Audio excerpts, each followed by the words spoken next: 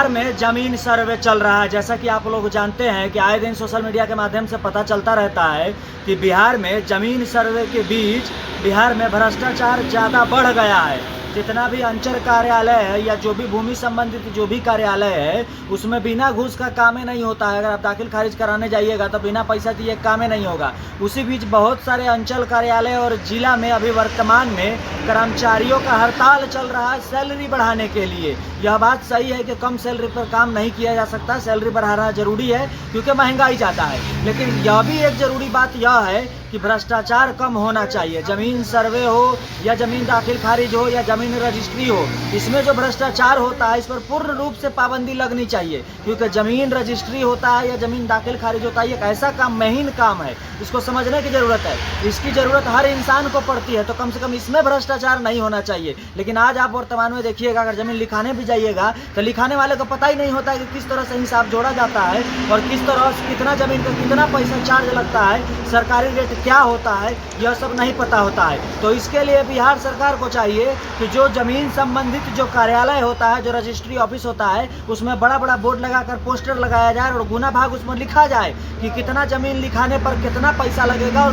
किस हिसाब से लगेगा। अगर यह सब लगता है तो लोगों को जानकारी मिलेगा, लेकिन यह सब नहीं लगाया जाता है। वहीं जब दाखिल खारिज के लिए आवेदन करिएगा तो कर्मचारी उसमें कोई ना कोई गलती निकाल देता है और पेंडिंग ऑब्जेक्ट में डाल देता है और पैसा दीजिएगा तो फिर दाखिल खारिज कर देता है। जैसा कि आप लोग जानते होइएगा कि बिहार में लगभग एक जिला में 40-40 हज़ार दाखिल खारिज पेंडिंग पड़ा हुआ है, जिस पर कोई सरकार ध्यान नहीं दे रही है। लेकिन इस पर ध्यान देने की ज़रूरत है।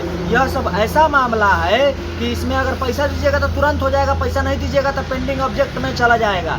जब आप लोग बिहार के लोग, जो लोग बिहार में ज़मीन खरीद बिक्री करते हैं, उन लोग को पता होगा कि जब ज़मीन रजिस्ट्री कराने जाते हैं तो वहाँ पर कुछ भी नहीं खोजा जाता है, ज़मीन रजिस्ट्री आराम से हो जाता है। 40-50 हज़ार रुपये जब सरकार को पैसा चाहिए होता है, रेवेन्यू चाहिए होता है, तो फिर कोई दिक्कत नहीं है, सरकार अपने हिसाब से पैसा ले लेती है। लेकिन जब दाखिल खारिज कराने जाइएगा 2000-3000 रुपये कर्मचारी अलग से मांगता है और बोलता है कि ये प्रॉब्लम है, वो प्रॉब्लम है, जमाबंदी गलत है तो खाता कितना गलत चढ़ गया, तो चौहद्दी गलत चढ़ गया है। तो ऐसा नहीं होना चाहिए। जिस वक्त रजिस्ट्री होता है ज़मीन, उसी वक्त सरकार को ध्यान देना चाहिए कि कोई गड़बड़ी नहीं होता, कि दाखिल खारिज में कोई दिक्कत नहीं हो, कोई घुसखोरी नहीं चले। लेकिन यहाँ ऐसा नहीं होता है। आप ज़मीन रजिस्ट्री करवा लीजिए, सरकार को पैसा देकर चले आइए और उसके बाद जब दाखिल खारिज करवाने जाइएगा तो फिर वो कर्मचारी उसमें नोक्स निकाल देगा और आपसे पैसा ऐंठेगा। और अगर आप पैसा नहीं दीजिएगा तो आपका दाखिल खारिज होबे नहीं करेगा। उसके बाद आप जाइएगा कहाँ, दौड़िएगा कहाँ, दौड़ते दौड़ते ऑफिस का चक्कर लगाते लगाते थक जाइएगा। इसीलिए बिहार सरकार को सोचने की ज़रूरत है और इन सब पर सही से सख्त दिशा निर्देश जारी करने की ज़रूरत है कि दाखिल खारिज में 1 रुपया नहीं लगे और दाखिल खारिज पेंडिंग किसी भी सूरत में नहीं हो। जब ज़मीन लिखा गया है तो फिर दाखिल खारिज होना चाहिए।